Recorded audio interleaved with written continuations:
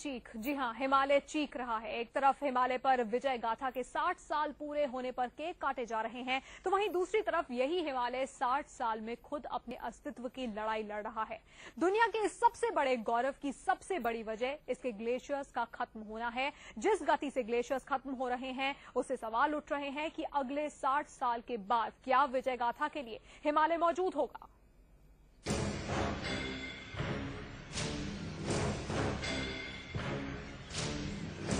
सफेद बर्फ पर काली छाया कहां से आई?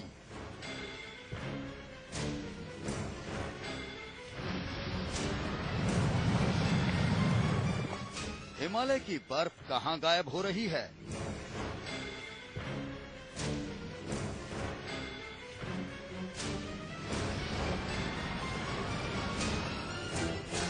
कौन है एवरेस्ट का दुश्मन?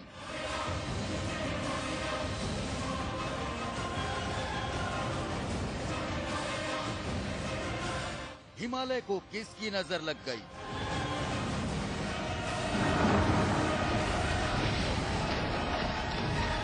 साठ साल से क्यों तड़प रहा है हिमालय?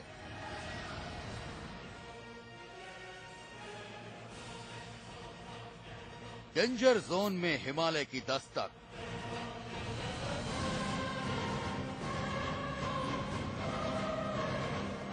हिमालय की चीख सुनो।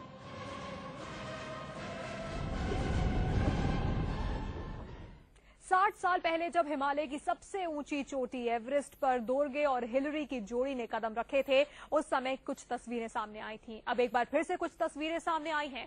दोनों को देखकर आपके होश उड़ जाएंगे। अंदाजा लगाना मुश्किल हो जाएगा हिमालय को क्या हो गया है।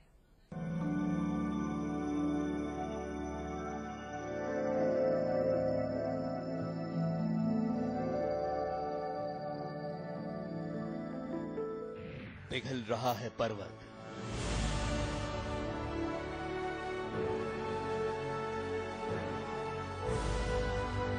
बर्फ पर जम गई है काले।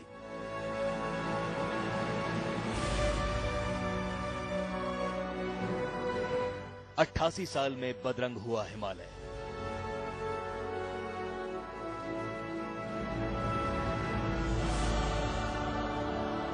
हिंदुस्तान की शान हिमालय की ये तस्वीरें तकलीफ देने वाली हैं। ग्लेशियर लगातार पिघल रहे हैं और बर्फ की चादर फटने लगी है। ताजा रिसर्च जो कुछ कहती है वो हिमालय पर मंडराते खतरे की गवाही दे रहा है।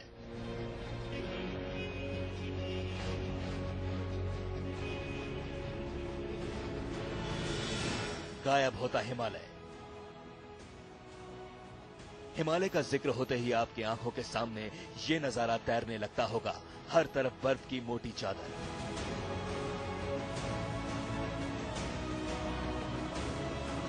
चोटी पर कोहराम मचाते बर्फीले तूफान और सूरज की किरणों से चमकता पर्वत। हिमालय की ये तस्वीरें अब पुरानी हो चुकी हैं।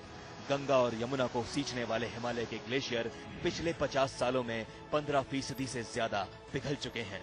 रिसर्च से खुलासा हुआ है कि छोटे ग्लेशियर जिनका क्षेत्रफल 1 वर्ग किलोमीटर से कम है, वो ज्यादा तेजी से गायब हो रहे हैं। 60 के दशक से लेकर अभी तक ग्लेशियर के दायरे में 43% की कमी आई है, यानी करीब आधा ग्लेशियर खत्म होने के कगार पर खड़े हैं।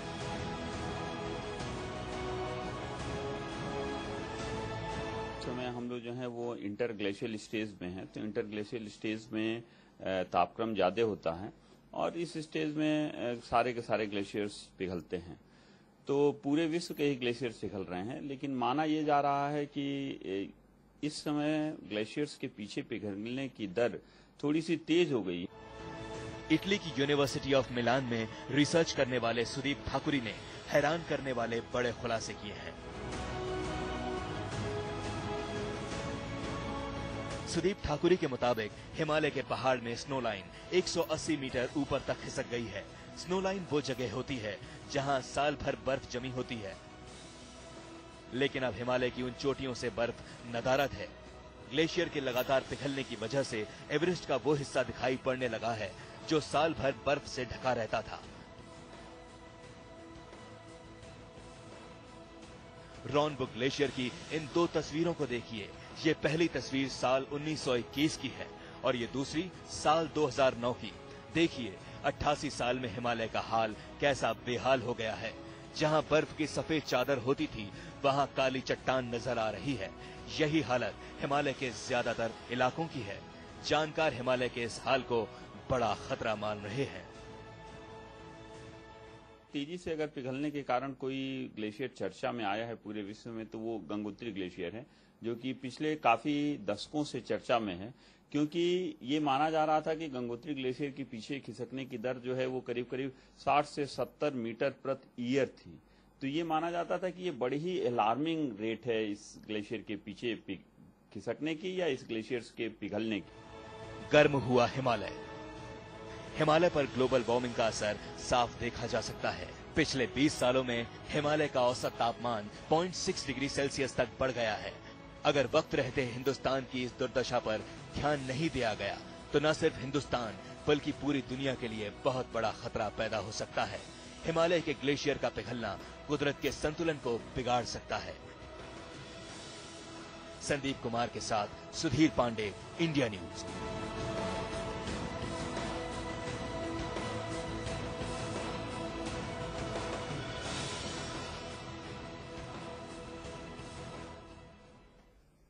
आखिर क्यों पिघल रहे हैं हिमालय के ग्लेशियर? कई रिसर्च सामने आई है। इटली, जर्मनी, ब्रिटेन के अलावा कई हिंदुस्तानी संस्थाओं ने भी रिसर्च किए हैं। हालात ऐसे बनते जा रहे हैं कि तापमान में 0.1% की बढ़ोतरी से ग्लेशियर का बड़ा हिस्सा नेस्तनाबूद हो जाता है। क्यों पिघल रहा है हिमालय? इसकी एक दो नहीं, कई वजह हैं। इसे जानने के लिए बहुत जरूरी है कि हिमालय का भूगोल समझिए। 6 करोड़ साल पहले यूरेशियन प्लेट और भारतीय प्लेट की जोरदार टक्कर हुई थी, जिसमें भारतीय प्लेट करीब 500 किलोमीटर पीछे चला आया। भारतीय प्लेट सिर्फ 500 किलोमीटर पीछे ही नहीं आया, बल्कि ये 250 किलोमीटर नीचे की तरफ धंस गया। पृथ्वी के 2 बड़े प्लेटों की सबसे बड़ी टक्कर के दौरान दुनिया के सबसे नए पर्वत हिमालय और तिब्बत का पठार सामने आया।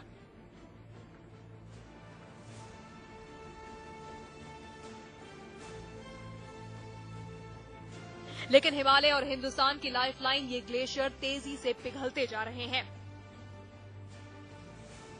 हिमालय के ग्लेशियर पिघलने की पहली वजह ग्लोबल वार्मिंग। पिछले 57 साल यानी कि 1960 के बाद से हिमालय के ग्लेशियर में करीब 13% की कमी आ चुकी है। ये वही समय है जब एशियाई देशों में ग्रीन हाउस गैसों का इस्तेमाल तेजी से बढ़ा। हिमालय के आसपास मौजूद देशों में औद्योगिकरण ने रफ्तार पकड़ी। तापमान में करीब 0.6 डिग्री सेल्सियस की औसत बढ़ोतरी हुई। सिर्फ 0.6% तापमान बढ़ने से हिमालय की स्नो लाइन करीब 180 मीटर यानी कि 590 फीट खिसक गई। एनिमेशन से हम आपको समझाने की कोशिश कर रहे हैं कि किस तरह तापमान में थोड़ी सी बढ़ोतरी से हिमालय ढहता जा रहा है। तापमान 0.6 डिग्री सेल्सियस, 590 फीट ग्लेशियर खत्म। 0.7 688 फीट ग्लेशियर खत्म। 0.8 डिग्री सेल्सियस, 884 फीट ग्लेशियर खत्म। 0.9 डिग्री सेल्सियस, 995 फीट ग्लेशियर खत्म। 1 डिग्री सेल्सियस, 1106 फीट ग्लेशियर खत्म। अगर इसी तरह औसत तापमान में 2 डिग्री सेल्सियस की बढ़ोतरी होती है तो हिमालय के ग्लेशियर करीब 75% तक खत्म हो जाने का डर है।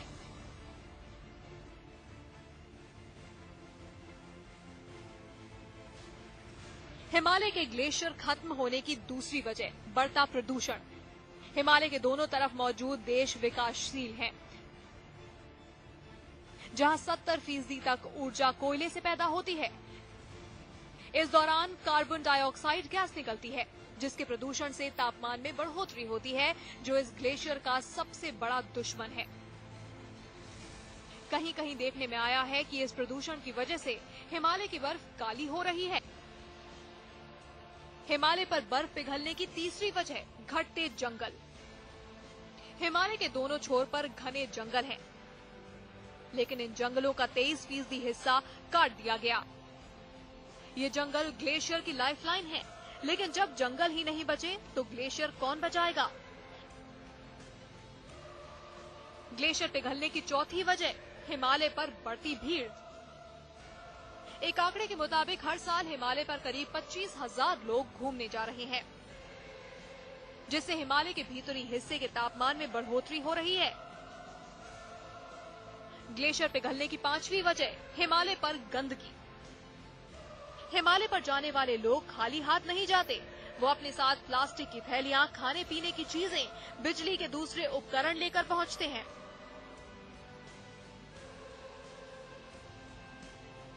एक रिपोर्ट के मुताबिक अकेले एवरेस्ट पर 50 टन कूड़ा है।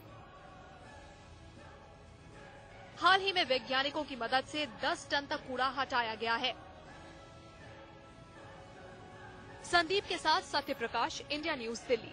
हो रहे हैं हिमालय के ग्लेशियर, ये तो आपने देख लिया, लेकिन क्या सोचा है कि ग्लेशियर खत्म होने का हमारे और आपके लिए क्या मतलब है? सिर्फ कल्पना से ही रोंगटे खड़े हो जाते हैं।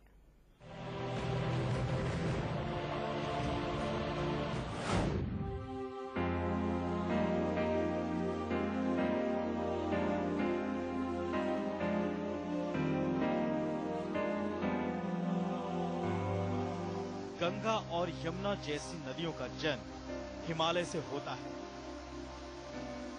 ये नदियां दूर दराज के इलाकों में पहुंचकर लोगों की प्यास बुझाती है। लेकिन अगर ग्लेशियर इसी तरह से पिघलते रहे तो जाहिर है नदियों को कुछ वक्त बाद मिलने वाले पानी में कमी आएगी और दुनिया प्यासी रह जाएगी। तो अगर वो समाप्त हो गया तो यही सारे के सारे ग्लेशियर्स जो हैं, यही हमारे देश में जो सतत वाहिनी नदियां हैं, जो पेरिनियल रिवर्स हैं, चाहे गंगा हो, चाहे यमुना हो, चाहे वो घाघरा हो, चाहे वो गंडक हो, चाहे वो कोसी हो, तो इन नदियों के स्रोत वही हैं, वहीं से इसमें पानी आता है।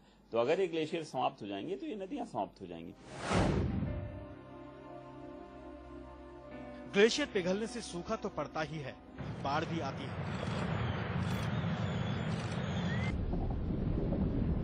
जब ग्लेशियर पिघलते हैं तो उनमें जमी बर्फ नदियों में समा जाती है और ये पानी बाढ़ की शक्ल ले लेता है।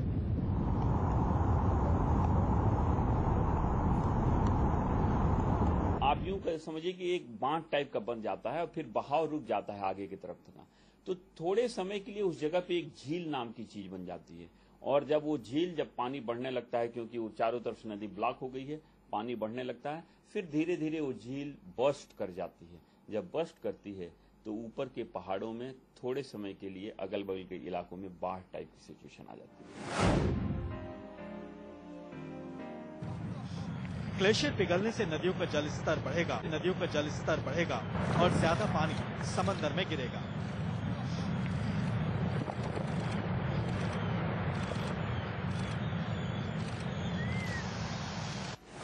इस वक्त हर साल 1 मिलीमीटर से लेकर 2 मिलीमीटर तक समंदर के जल स्तर में इजाफा हो रहा है और अगर यही हाल रहा तो जल्द ही तटीय इलाकों के डूबने का खतरा मंडराने लगेगा।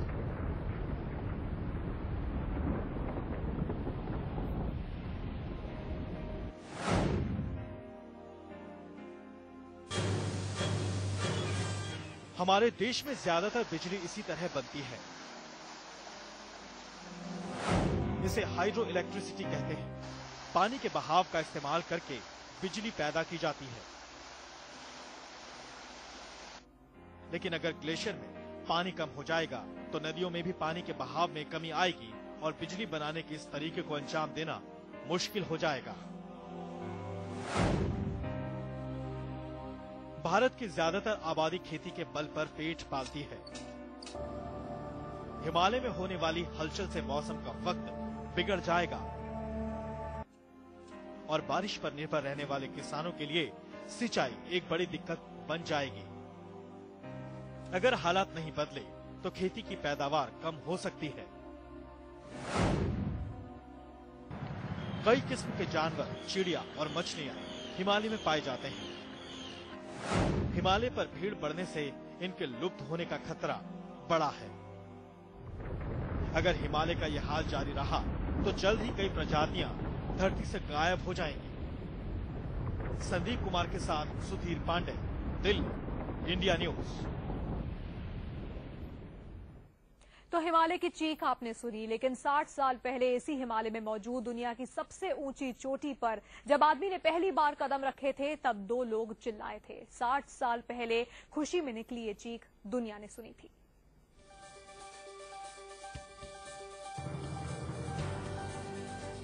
जिस हिमालय को लेकर हम और आप चिंतित हैं, डरे हुए हैं, उसी हिमालय पर आज से 60 साल पहले एक विजय गाथा लिखी गई थी।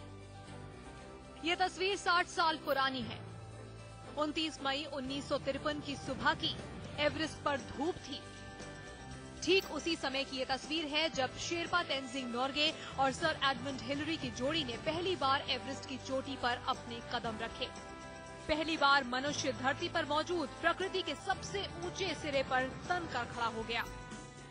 इस तस्वीर में आप शेरपा तेंजिंग के हाथ में 4 झंडे देख रहे होंगे। इनमें ब्रिटेन, नेपाल, संयुक्त राष्ट्र और भारत का राष्ट्रीय झंडा है, जिसे दिन के 11:30 बजे एवरेस्ट पर फहराया गया था। तिब्बत में चोमोलंगमा और नेपाल में सागरमाथा के नाम से पुकारे जाने वाले इस एवरेस्ट पर 29 मई 1953 के बाद से 15 अलग अलग रास्तों से करीब 1400 लोग एवरेस्ट तक पहुंच चुके हैं। इनमें 75 महिलाएं भी हैं, 80 साल के बुजुर्ग भी हैं, 13 साल का युवा भी है। हाल ही में इस चोटी से हिमालय की बेटी के नाम से मशहूर होकर अरुणिमा लौटी है, जिसकी बहादुरी को प्रधानमंत्री ने भी सलाम किया। जो डिफिकल्टीज हैं, नेचुरल डिफिकल्टीज हैं कि वहाँ इतनी तेज हवा है, इतना माइनस टेम्परेचर और इतने रास्ते नहीं है उसको बनाना है, तो ये सारी डिफिकल्टीज तो बहुत। आज ग्लोबल वार्मिंग का जमाना, 6-4 साल पहले आप सोच सकते कि कितनी ठंड हुआ करती थी।